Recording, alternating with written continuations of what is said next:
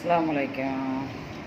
இந்த மாம்பழத்தை கல்லில் வச்சு பழுத்ததான்னு டெஸ்ட் பண்ணி பார்க்குறதுக்கு ஒரு சின்ன ஒரு இது தான், பார்த்துக்கோங்க.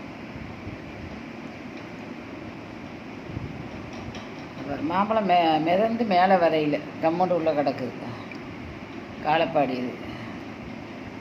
அதுக்கு பிறகு இமாயத்தை காட்டுறேன். இது அதை போல் அப்படியே கம்மண்டு உள்ளே கிடக்குது, வெளியே வரையில். நான் மஞ்சள் அரைக்கவும் கொஞ்சம் முன்னப்பின்ன எழுந்திரக்கூடாதுன்னு பார்த்தேன். இது இமாயத்து தான், இது கம்முண்டு கிடக்கு வரையில், காலப்பாடி. இல்லாட்டா என்ன செய்யும், இப்படி மேலே வந்துடும், தண்ணிக்கு மேலே இப்படி மிதக்கும். பார்த்துக்கோங்க, இப்படி மிதக்கு. நான் கைப்பிடிச்சி காட்டுறேன். இப்படி மிதக்கு, இப்படி உள்ளே கிடக்காது.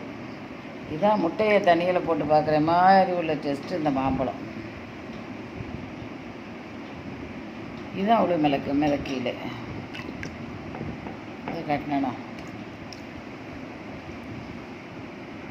இது மிதக்கையில் கம்முன்னு தான் உள்ளே கிடக்கு தண்ணிக்குள்ளே. அப்படி அது நம்ம அது இப்போ கல்லில் பழுக்க வச்சா வந்து இப்படி மேலே மிதந்துக்கிட்டு நிற்கும். அந்த மாதிரி மிதக்கையில் மிதக்கைக்கு மாம்பழம் அழுவும் செய்யுமா, பார்த்தா வாங்கம்மாக்கி. ஒரு இதில் இருக்கிற ஒரு மாம்பழம் மிதக்கையில் நல்லா பழுத்துட்டு ஏதோ முன்னப்பின்ன வைக்குமாக்கிட்டு மனசுக்கு பிறாண்ட வாங்கிட்டு பார்த்தேன்.